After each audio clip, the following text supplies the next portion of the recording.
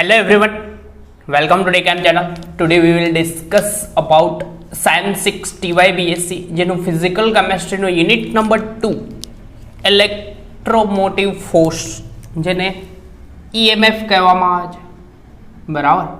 તો ડિસ્કશન કરવાનું છે યુનિટ નંબર 2 EMF, જેમાં ડિસ્કશન કરવાનું છે ઓવર વોલ્ટેજ એટલે શું અને હાઇડ્રોજન ઓવર વોલ્ટેજ વિશે નોંધ લખો એવો કંઈક ક્વેશ્ચન જોવા મળે છે. તો એ ક્વેશ્ચન ઇમ્પોર્ટન્ટ છે, બરાબર, એન્ડ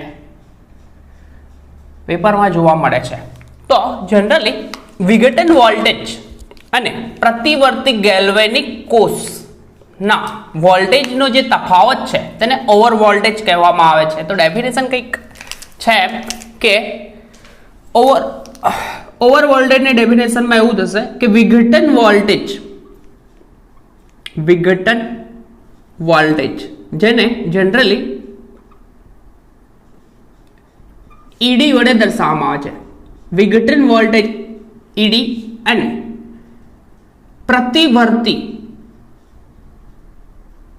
એટલે કે રિવર્સ પ્રતિવર્તી ગેલ્વેનિક કોષના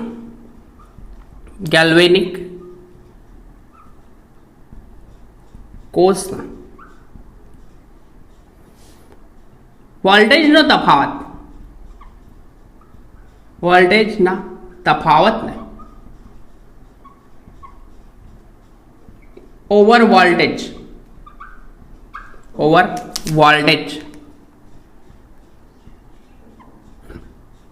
જેને ઈટા વડે અથવા ઓમેગા કહે છે. એટલે જનરલી દર્શાવવામાં આવે છે ઈટા કાં તો ઓમેગા વડે. તો છે એમ કે વિઘટન વોલ્ટેજ ઈડી, બરાબર. તો વિઘટન વોલ્ટેજ આપણે ડિસ્કશન કર્યું તો લાસ્ટ લેક્ચરમાં કે સતત વિદ્યુત વિભાજન પ્રક્રિયા ચાલતી રહે એ માટે આપવો પડતો જે વોલ્ટેજ જે છે તેને શું કહેવામાં આવે છે? વિઘટન વોલ્ટેજ. અથવા વિદ્યુત વિભાજનનું સોલ્યુશન દ્રાવણ લેવામાં આવે છે જેમાં 2 પ્લેટિનમના ઇલેક્ટ્રોડ પુટ કરવામાં આવે છે જેને બેટરી સાથે જોડીને વોલ્ટેજ આપવામાં આવે છે અને આકસ્મિક રીતે એક વોલ્ટેજ એટલે કે કોઈક સમયે આકસ્મિક રીતે વિદ્યુત પ્રવાહ અથવા વિદ્યુત ઘનતામાં વધારો થાય છે. ગ્રાફ કંઈક આ રીતે હતો, આપણે ગ્રાફ જોતા હતા તો કંઈક આ રીતનો હતો. વોલ્ટેજ વિરુદ્ધ વીજ ઘનતા I નો ગ્રાફ જોતા હતા તો કંઈક એક સમયે મેક્સિમમ વધારો થાય છે. તે સમયે મેક્સિમમ વધારો જ્યાંથી થાય તે સમયનો ગ્રાફ જો ડાઉન સાઈડે પુટ કરવામાં આવે તો આ જે છે તેને ઈડી વડે દર્શાવતા હતા, બરાબર. તો વિઘટન વોલ્ટેજ કહેવામાં આવતો હતો અને ગેલ્વેનિક કોષ, બરાબર, જેનો પ્રતિવર્તી વોલ્ટેજ જેને ઈડી રિવર્સેબલ વડે દર્શાવવામાં આવે છે. તો ઈટા એટલે કે over voltage equal to ED minus irreversible, બરાબર. એટલે કે પોટેન્શિયલના મૂલ્યનો જે તફાવત છે તેને શું કહેવામાં આવે છે? વિઘટન વોલ્ટેજ. જ્યાં ઈડી જે છે તેને વિઘટન વોલ્ટેજ કહીશું, ઈડીને શું કહીશું? વિઘટન વોલ્ટેજ. એન્ડ ઇરિવર્સેબલ છે તો પ્રતિવર્તી ગેલ્વેનિક કોષનો પોટેન્શિયલ.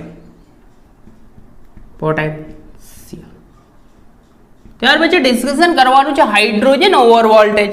તો હાઇડ્રોજન ઓવર વોલ્ટેજ કોને કહેવામાં આવે છે? તો સૌ પ્રથમ બે ભાઈઓ હતા, બ્રોકિન્સ એન્ડ ફોમ્કિન નામના વૈજ્ઞાનિકે હાઇડ્રોજન ઓવર વોલ્ટેજના સૈદ્ધાંતિક અને પ્રાયોગિક મૂલ્યોનો અભ્યાસ કર્યો.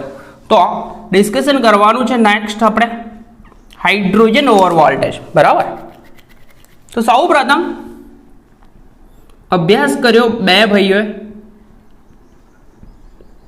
Hydrogen over voltage. જનરલી બે સાયન્ટિસ્ટ આપણા ભાઈઓ હતા, એમને અભ્યાસ કર્યો. કોણ?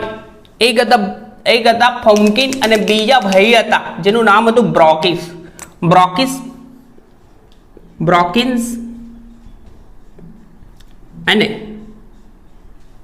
અને ફોમ્કિન નામના વૈજ્ઞાનિકે ફુમકિન નામના વૈજ્ઞાનિકે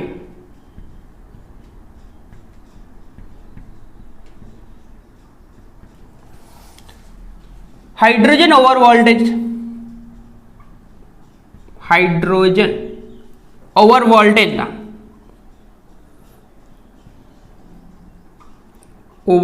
વોલ્ટેજના સૈદ્ધાંતિક એટલે કે સૈદ્ધાંતિકની રીતે મળેલું મૂલ્ય, સૈદ્ધાંતિક અને પ્રાયોગિક મૂલ્યનો અભ્યાસ કર્યો. મૂલ્યનો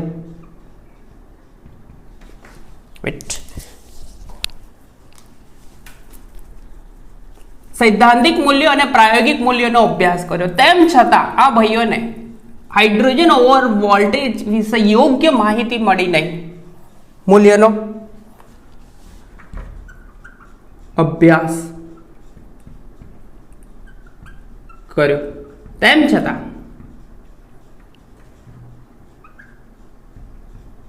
તેઓને હાઇડ્રોજન ઓવર વોલ્ટેજ વિશે માહિતી, હાઇડ્રોજન ઓવર વોલ્ટેજ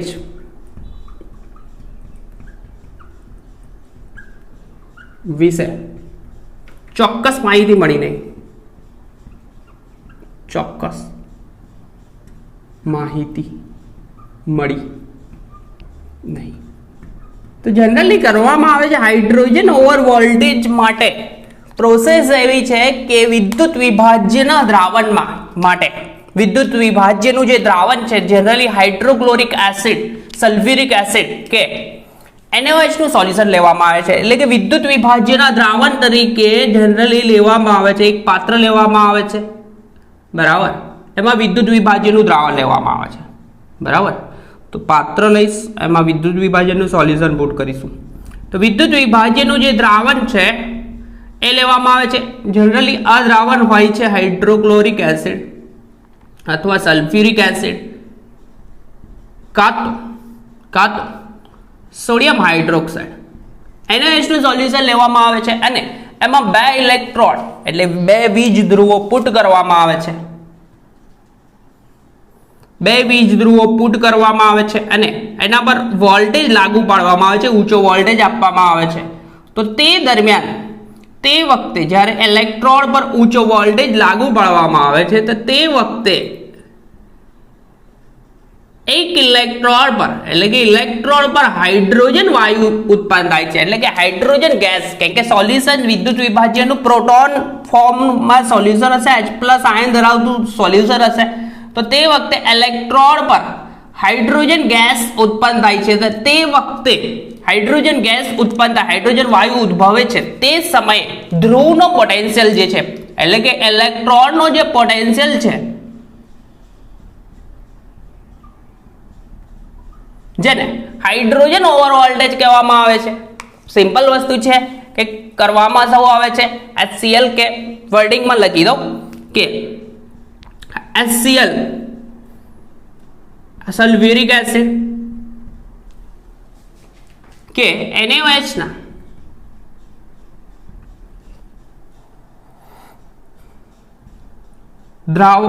દ્રાવણમાં વિદ્યુત વિભાજનનું દ્રાવણ છે, દ્રાવણમાં શું પુટ કરવામાં આવે છે, વિદ્યુત ધ્રુવો પુટ કરી વિદ્યુત ધ્રુવ ડુબાડી ઊંચો વોલ્ટેજ આપતા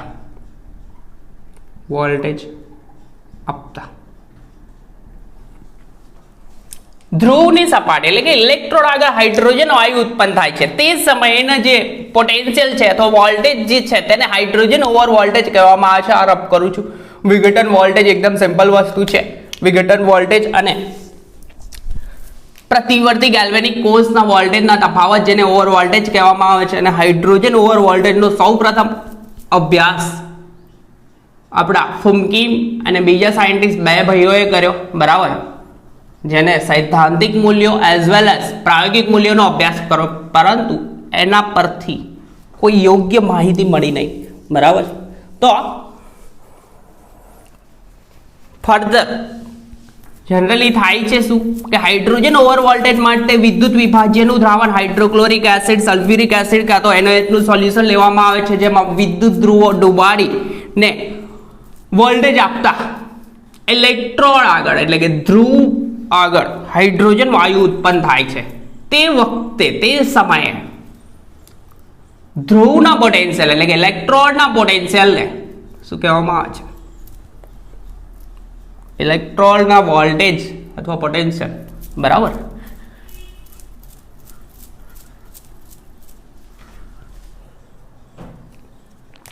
આપતા ઇલેક્ટ્રોન અથવા ધ્રુવ ઇલેક્ટ્રોન આગળ હાઇડ્રોજન વાયુ ઉત્પન્ન થાય છે, આગળ H2 ગેસ ઉત્પન્ન થાય છે,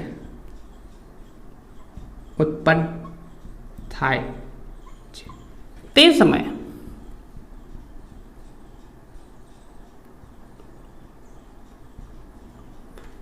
ધ્રુવના વોલ્ટેજને એટલે કે ધ્રુવ પર જે વોલ્ટેજ હોય અથવા પોટેન્શિયલ હોય, વોલ્ટેજને ઓવર વોલ્ટેજ કહે છે. ઓવર વોલ્ટેજ કહે છે.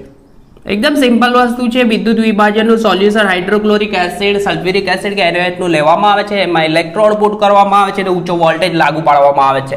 તો તે વખતે ઇલેક્ટ્રોડની સપાટી પર એટલે કે ઇલેક્ટ્રોનની સપાટી પર હાઇડ્રોજન ગેસ ઉત્પન્ન થાય છે અને આ હાઇડ્રોજન ગેસ ઉત્પન્ન થાય છે તે વખતે ધ્રુવનો જે પોટેન્શિયલ છે અથવા વોલ્ટેજ છે તેને હાઇડ્રોજન ઓવર વોલ્ટેજ કહેવામાં આવે છે. અને કેટલાક સાયન્ટિસ્ટોનું એવું માનવું છે કે ઇલેક્ટ્રોન આગળ હાઇડ્રોજન વાયુ જે ઉત્પન્ન થાય છે તે જુદા જુદા તબક્કામાં એટલે કે હાઇડ્રોજન વાયુની ઉત્પત્તિ જે છે તે કેટલાક જુદા જુદા તબક્કામાંથી પસાર થઈને આવે છે અને સૌથી ધીમો તબક્કો જે છે તે રેટ ડિટરમાઇન કરશે એટલે કે પ્રક્રિયાનો વેગ નિર્ણાયક તબક્કો થશે. તો વૈજ્ઞાનિકોનું એમ માનવું હતું કે અહીં હાઇડ્રોજન વાયુની ઉત્પત્તિ H2 ગેસ ની ઉત્પત્તિ એ વિવિધ તબક્કામાંથી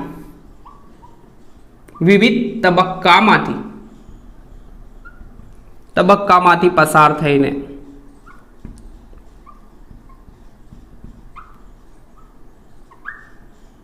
થાય છે. એટલે કે હાઇડ્રોજન વાયુ જે ઉત્પન્ન થાય છે જે વિવિધ તબક્કામાંથી પસાર થઈને હાઇડ્રોજન વાયુ ઉત્પન્ન થાય છે અને કઈ રીતના થાય છે તેની વાત કરવામાં આવે તો વિવિધ તબક્કામાંથી પસાર થાય છે, જેમાં સૌથી ધીમો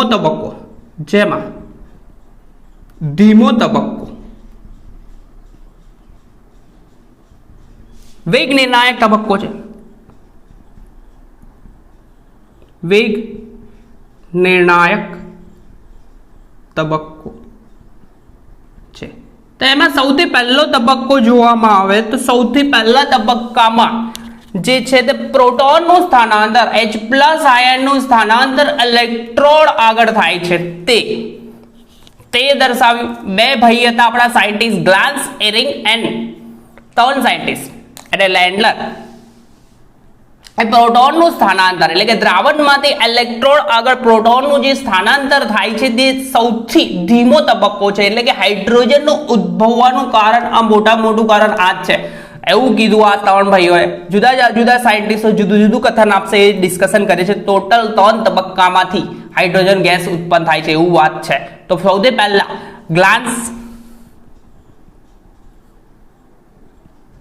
ગ્લાન્સ એરિંગ અને લેન્ડલર એ પ્રોટોન H+ એટલે કે પ્રોટોન સ્થાનાંતર નો તબક્કો જે વેગ નિર્ણાયક તબક્કો છે એમ કીધું.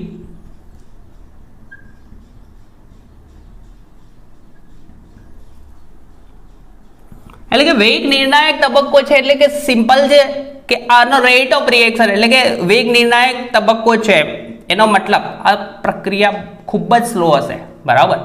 ધીમો તબક્કો જ વેગ નિર્ણાયક તબક્કો હોય. તો પ્રોટોનનું સ્થાનાંતર, તો આ ભાઈઓએ પ્રોટોનનું સ્થાનાંતર હાઇડ્રોનિયમ આયનના ફોર્મમાં દર્શાવ્યું, કેમ કે એક્વિયસ સોલ્યુશન હશે જલીય માધ્યમમાં, તો H2O તો હશે, તો H2O બરાબર નોન બોન્ડિંગ આપશે H+, તો હાઇડ્રોનિયમ આયન ફોર્મ કરે, તો હાઇડ્રોનિયમ આયન ફોર્મમાં હશે, તો હાઇડ્રોનિયમ આયન દ્રાવણમાંથી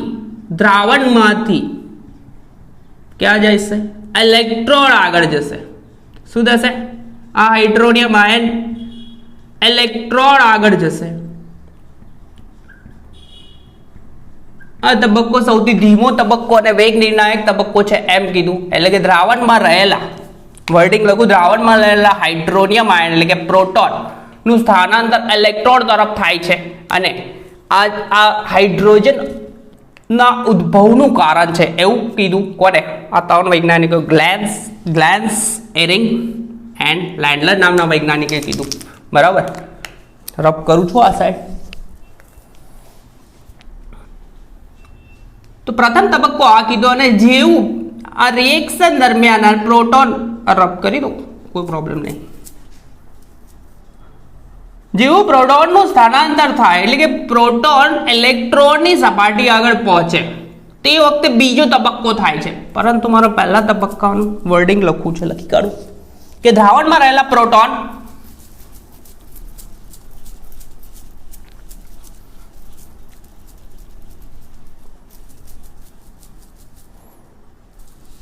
નું સ્થાનાંતર, આમ તો લખવા જેવો બી નથી, બટ લખી લઈએ, કોઈ પ્રોબ્લેમ નહીં.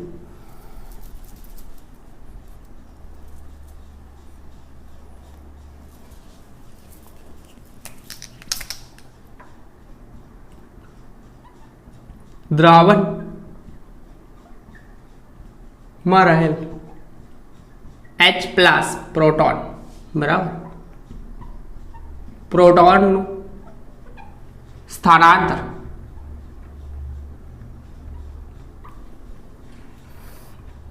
ધ્રુવ તરફ થાય છે, ધ્રુવ અથવા ઇલેક્ટ્રોન તરફ થાય, જે વેગ નિર્ણાયક તબક્કો છે.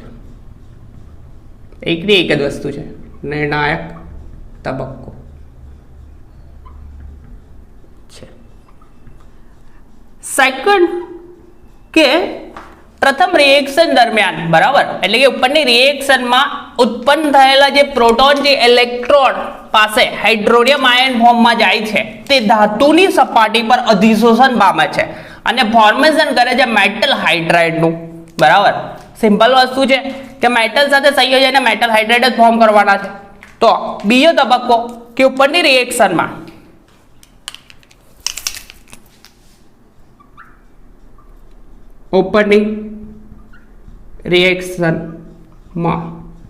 ઉત્પન્ન થયેલ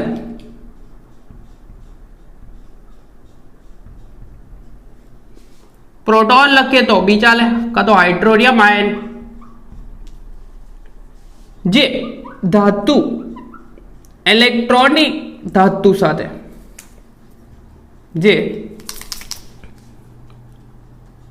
ધ્રુવ પર જઈને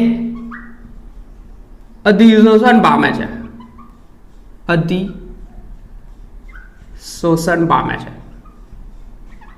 એટલે કે એડસોર્પ્શન થાય છે અને ફોર્મેશન કરે. જેવું અધિશોષણ થાય એટલે કે મેટલ હાઇડ્રાઇડનું ફોર્મેશન થાય છે, પામે, અને ધાતુના હાઇડ્રાઇડ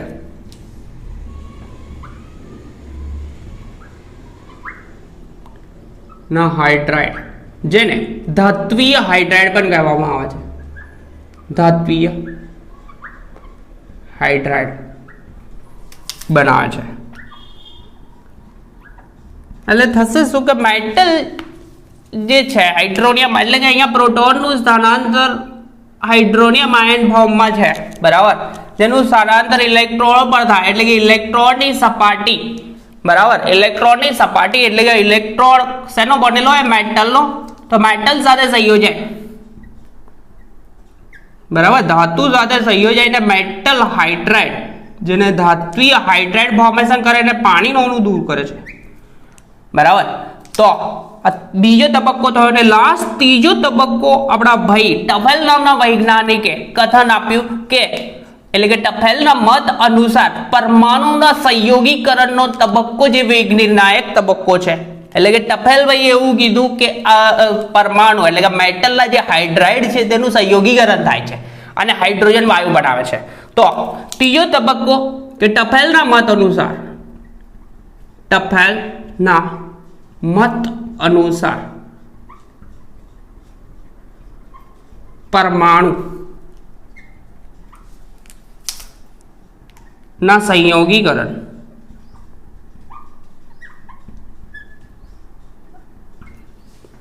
નો તબક્કો વેગ નિર્ણાયક છે. વેગ નિર્ણાયક છે મતલબ એવો થયો કે વેગ નિર્ણાયક છે એટલે કે આ તબક્કો સૌથી સ્લો છે. એટલે કે મેટલ હાઇડ્રાઇડ જે છે જે એકબીજા સાથે સંયોજાય, મેટલ હાઇડ્રાઇડ જે છે એકબીજા સાથે સંયોજાઈને ફોર્મેશન કરે છે હાઇડ્રોજન ગેસનું. એટલે કે આ તબક્કો ધીમો છે એવું કેવું હતું આ ભાઈનું. સૌથી પહેલા ભાઈ આયા ગ્લાન્સ એરિંગ અને લેન્ડલર. તો લેન્ડલર આ ત્રણ વૈજ્ઞાનિકો એવું કીધું કે હાઇડ્રોજન વાયુની ઉત્પત્તિ જે થાય છે તેમાં સૌથી ધીમો તબક્કો કયો છે? પ્રોટોનનું સ્થાનાંતર. ઇલેક્ટ્રોડ આગળ દ્રાવણમાંથી ઇલેક્ટ્રોડ આગળ જે પ્રોટોનનું જે સ્થાનાંતર થાય છે તે સૌથી ધીમો તબક્કો છે અને વેગ નિર્ણાયક તબક્કો છે. ત્યારબાદ બીજો સ્ટેપમાં બીજો તબક્કો એવો છે કે જે પ્રોટોનનું જે સ્થાનાંતર થયું છે, બરાબર, જે મેટલની સપાટી પર, ધાતુની સપાટી પર શું થાય છે? અધિશોષણ પામે છે. અને અધિશોષણ પામીને આ ભાઈઓ શું ફોર્મ કરે છે? મેટલ હાઇડ્રાઇડ ફોર્મ કરે છે. અને આ મેટલ હાઇડ્રાઇડ નો જે સંયોગીકરણનો ત્રીજો તબક્કો જે છે, ટફેલ નામના વૈજ્ઞાનિકે એવું કીધું કે આના સંયોગી પરમાણુના સંયોગીકરણનો ત્રીજો તબક્કો સૌથી ધીમો તબક્કો છે અને જે વેગ નિર્ણાયક તબક્કો છે. અને આ જે ધીમો તબક્કો જે છે, બરાબર, આ ધીમો તબક્કો જે છે તેના કારણે જ ઓવર વોલ્ટેજ ઉત્પન્ન થાય છે. એટલે કે જે ધીમા તબક્કાના કારણે જ હાઇડ્રોજન વાયુ ઉત્પન્ન થાય છે અને ઓવર વોલ્ટેજ ઉત્પન્ન થવાનું મેઇન રીઝન જે છે તે કયો છે? ધીમો તબક્કો. તો મેટલના હાઇડ્રાઇડ હોય, બે મેટલ હાઇડ્રાઇડ એકબીજા સાથે શું કરે? સંયોગીકરણ થાય છે. સંયોગીકરણ થઈને અહીંયા ફોર્મ કરશે હાઇડ્રોજન ગેસ ના મેટલ, એકબીજા સાથે સંયોજન મેટલ બનાવશે, બરાબર. કાં તો દ્રાવણમાં રહેલું હાઇડ્રોનિયમ આયન અથવા પ્રોટોન H3O+ એટલે કે હાઇડ્રોનિયમ આયન છે જે મેટલ હાઇડ્રાઇડ સાથે સંયોજાય એટલે કે સંયોગીકરણ પામે અને હાઇડ્રોજન ગેસનું ફોર્મેશન કરે અને રિમૂવ થશે અહીંયા પાણીનું મેટલ, બરાબર. તો અહીંયા આ સૌથી ધીમો તબક્કો જે છે જે પ્રક્રિયાનો વેગ એટલે કે રેટ ઓફ રિએક્શન નક્કી કરે અને હાઇડ્રોજન ઉદ્ભવવાનું મેઇન રીઝન છે જે ધીમો તબક્કો છે. તો ઉપરના તબક્કામાંથી એક તબક્કો સૌથી ધીમો છે જે પ્રક્રિયા વેગ નક્કી કરે છે અને હાઇડ્રોજન ઉદ્ભવવાની પ્રક્રિયા જે છે તેના કારણે ધીમી પડે છે અને હાઇડ્રોજન ઓવર વોલ્ટેજ ઉદ્ભવવાનું કારણ આ સ્લો સ્ટેપ જ છે. તો છેલ્લે લખી શકાય, આથી કહી શકાય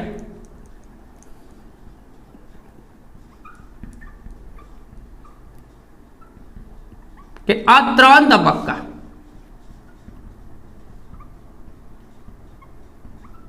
પૈકી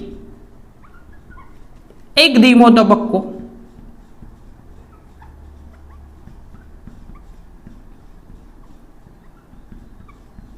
છે જે હાઇડ્રોજન H2 ગેસ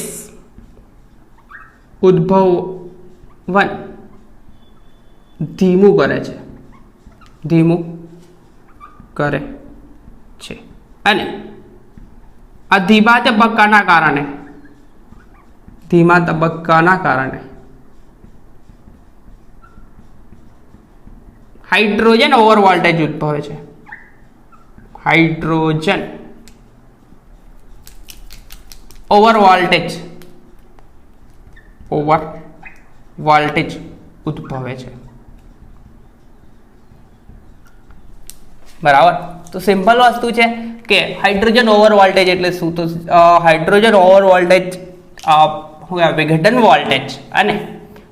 વોલ્ટેજ અને ગેલ્વેનિક કોષના પ્રતિવર્તી વોલ્ટેજનો જે તફાવત છે તેને ઓવર વોલ્ટેજ કહેવામાં આવે છે. અને હાઇડ્રોજન ઓવર વોલ્ટેજ માટે કરવામાં આવ્યું આવે છે સૌથી પહેલા અભ્યાસ ફોમ્કિન એન્ડ બ્રોકિન્સ નામના વૈજ્ઞાનિકે કર્યો એન્ડ એ લોકોએ સૈદ્ધાંતિક એઝ વેલ એઝ પ્રાયોગિક મૂલ્યોનો અભ્યાસ કર્યો, પરંતુ એના પરથી કોઈક યોગ્ય માહિતી હાઇડ્રોજન ઓવર વોલ્ટેજ વિશે યોગ્ય માહિતી મળી નહીં. ત્યાર પછી કરવામાં આવ્યું કે વિદ્યુત વિભાજનનું દ્રાવણ HCl hydrochloric acid, sulphuric acid, H2SO4 અને NaOH ના સોલ્યુશન લીધા, એમાં ઇલેક્ટ્રોડ પુટ કર્યા, ઊંચું વોલ્ટેજ આપવામાં આવ્યું તો ઇલેક્ટ્રોડ આગળ હાઇડ્રોજન વાયુ ઉત્પન્ન થયો. તો તે સમયના ધ્રુવના પોટેન્શિયલ જે હતા તેને હાઇડ્રોજન ઓવર વોલ્ટેજ કહેવામાં આવ્યું. પરંતુ આ હાઇડ્રોજન ઓવર વોલ્ટેજ જેમાં હાઇડ્રોજન વાયુ એટલે કે હાઇડ્રોજન ગેસની જે ઉત્પત્તિ જે છે બરાબર, જે વિવિધ તબક્કામાંથી પસાર થઈને આવી જોઈએ, અને એ પૈકી સૌથી ધીમો તબક્કો જે છે તે વેગ નિર્ણાયક એટલે કે રેટ ઓફ રિએક્શન નક્કી કરે. બરાબર, વેગ નિર્ણાયક તબક્કો છે. તો સૌપ્રથમ ગ્લાસ ઇરિંગ અને લેન્ડન નામના વૈજ્ઞાનિકે પ્રોટોન સ્થાનાંતર નો તબક્કો વિશે માહિતી આપી, જે વેગ નિર્ણાયક તબક્કો છે એમ કીધું. તો પ્રોટોનનું સ્થાનાંતર હાઇડ્રોનિયમ આયનના ફોર્મમાં દર્શાવેલું છે. ઇલેક્ટ્રોડ આગળ થશે અને ઇલેક્ટ્રોડ આગળ જેવું થશે એટલે કે ઇલેક્ટ્રોડ આગળ અધિશોષણ પામશે અને મેટલના હાઇડ્રેટ ધાતુ હાઇડ્રેટ ફોર્મ કરશે. ત્યારબાદ ભાઈ આયા ટફેલ ભાઈએ એવું કીધું કે પરમાણુનું સંયોગીકરણનો તબક્કો સૌથી ધીમો તબક્કો છે. તો મેટલના હાઇડ્રેટ એકબીજા સાથે સંયોજન હાઇડ્રોજન ગેસ ફોર્મ કરે છે. બરાબર, તો આથી કહી શકાય કે આ 3 તબક્કા પૈકી એક તબક્કો સૌથી સ્લો છે, જે વેગ નિર્ણાયક તબક્કો છે, અને હાઇડ્રોજન જે ઉદ્ભવે છે એને ધીમો વેગ એટલે કે ઉદ્ભવવાનો ધીમો વેગ કરવાનું કારણ આ ધીમો તબક્કો જ છે, અને આ ધીમા તબક્કાના કારણે જ હાઇડ્રોજન ઓવર વોલ્ટેજ ઉદ્ભવે છે. તો આ તો હાઇડ્રોજન ઓવર વોલ્ટેજ. નેક્સ્ટ લેક્ચરમાં ડિસ્કશન કરીશું ટફેલ સમીકરણ. બરાબર, તો આપણી ચેનલ પર ફર્સ્ટ ટાઈમ આવ્યા હોય તો ભાઈ રેડ બટન પર ક્લિક કરો અને લેક્ચર્સના મેક્સિમમ શેર કરો. બરાબર, તો નેક્સ્ટ લેક્ચરમાં ડિસ્કસ કરીશું ટફેલ સમીકરણ. ત્યાં સુધી કન્ટિન્યુમાં પ્રિપેર કરતા રહો. બરાબર છે, તો નેક્સ્ટ લેક્ચરમાં મળ્યા ટફેલ ઇક્વેશન સાથે.